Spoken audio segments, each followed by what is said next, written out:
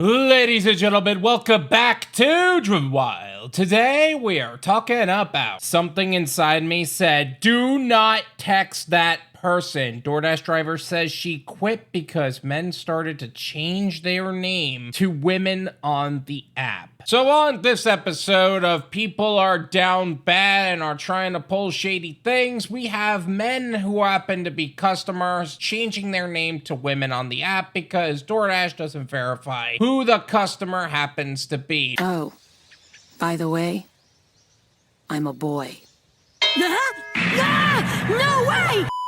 Now, this could go into a lot of different directions, so I don't want to speculate too much based on the headline. But overall, yikes. So with that said, I want to go over everything that is being said in this article, how it actually is for DoorDash, UberEats, and Grubhub drivers and customers, male or female, and everything in between. So with that said, let's get started. One woman said she quit her job as a DoorDash driver because of some very serious safety concerns. The viral stitched video uploaded by Tessa420 at Tessa420 amassed over 2.7 million views and 374,000 likes. It highlighted the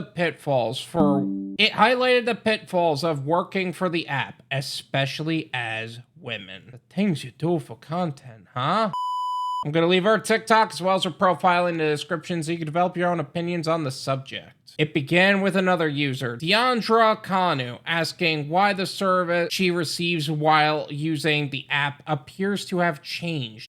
I want to know what happened to DoorDash, because somehow DoorDash quickly became call you when I'm in the lobby. We actually just did a video talking about that specifically. I'm going to leave that video in the description. Feel free to check that out. The TikToker offered up an unexpected explanation. The app's users' behavior made her feel uncomfortable. Men started changing their names to women's names, and they started using that to their advantage. This is why I quit dashing, just because it scared the shit out of me. It became a safety concern. There's no way I could have known that was a guy.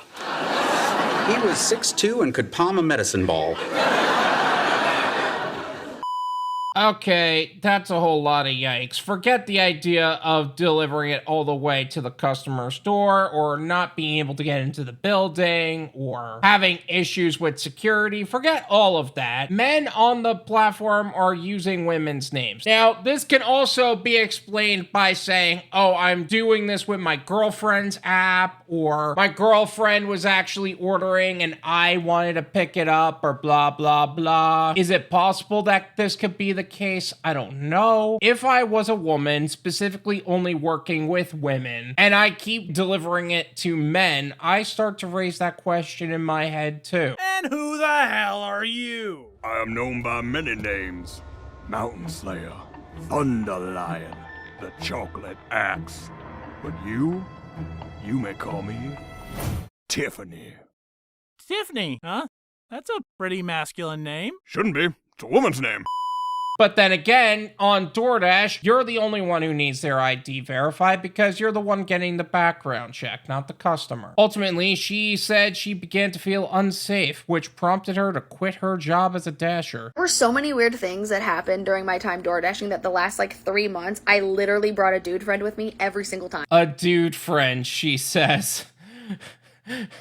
We gather here today to mourn the loss of our compatriot in the friend zone. I'm sorry.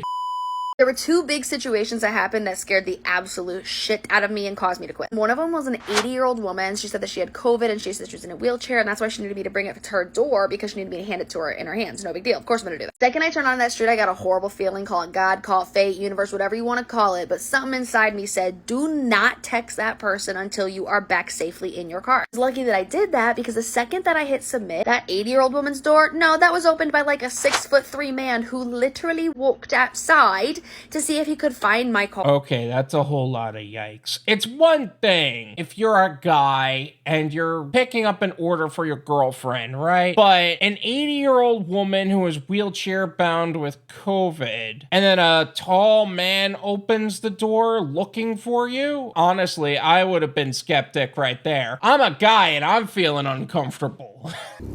Who are you? I'm your grandma. Your face looks really weird, Granny. I've been sick.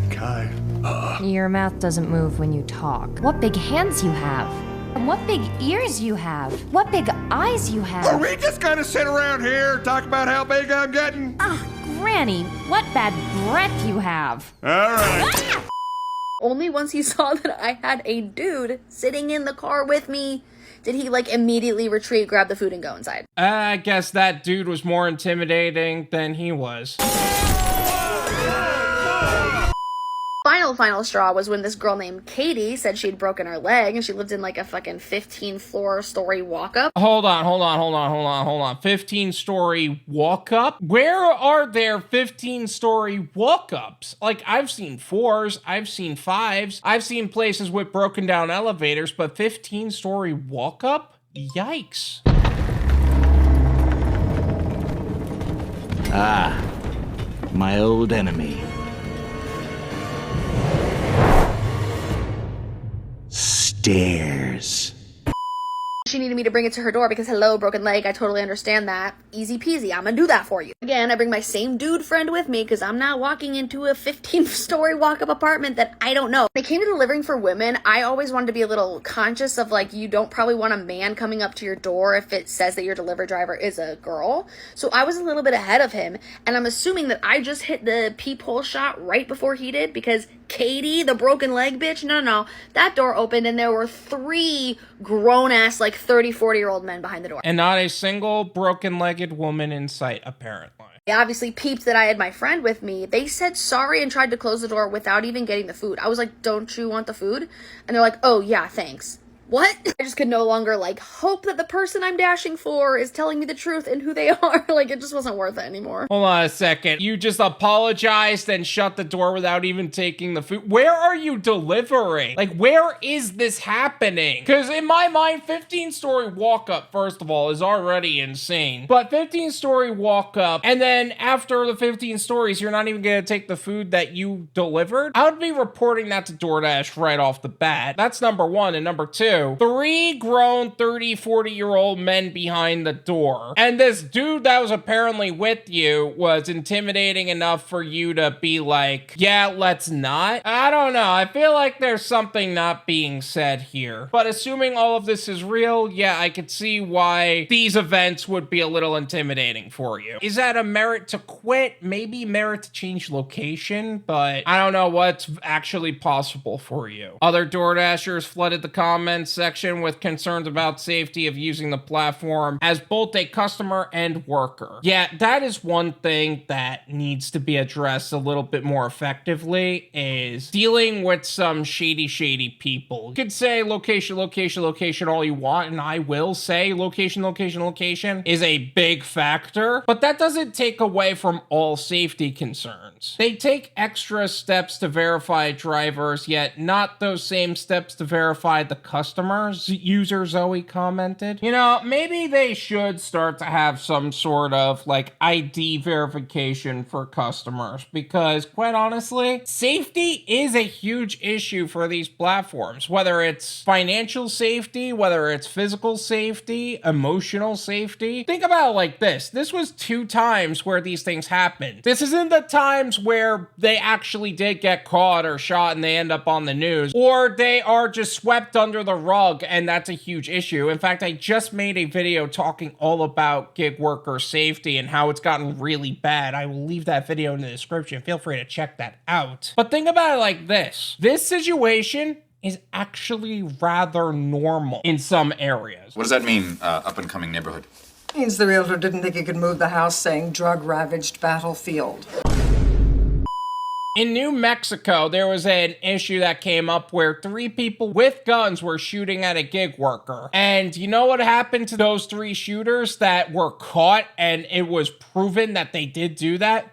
Nothing. The case was dropped and it was swept so deeply under the rug. The news article I found that information in just literally cut it off there and nothing else came of it. Those people who shot at him were let off scot-free and the gig worker was just left out in the wind. How sick is that? No, like for real. I started carrying every time I had dashed. Another TikToker named Joel. Yeah, some people are big about that now. Even though DoorDash and all of these apps that goes against TOS, it doesn't matter because your safety is more important than the contract in some places, which is already frightening to say that within itself. DoorDash needs frequent ID checks on both sides, a third suggests. Creeps are either trying to lure you to their houses or they're trying to. They're either trying to lure you to their house or they're trying to what? Go to your house as a DoorDash driver? Because I'll tell you what, that's a horrible use of a DoorDash account. You don't even know who you're delivering to half the time. I do DoorDash and lately I keep getting orders for truck drivers parked behind this store. No thank you. User Queen Shell added. Yeah, a lot of truck drivers do that to where you end up in a parking lot and then you call them upon arrival and oh, they come out of this truck, which is kind of scary too because you don't know who else is with them in that truck. But at the same time, what are the chances of that actually happening to somebody? Apparently it depends on your gender. Personally, I have never had anything like that happen, but I have felt uncomfortable during deliveries more than once. This is my opinion.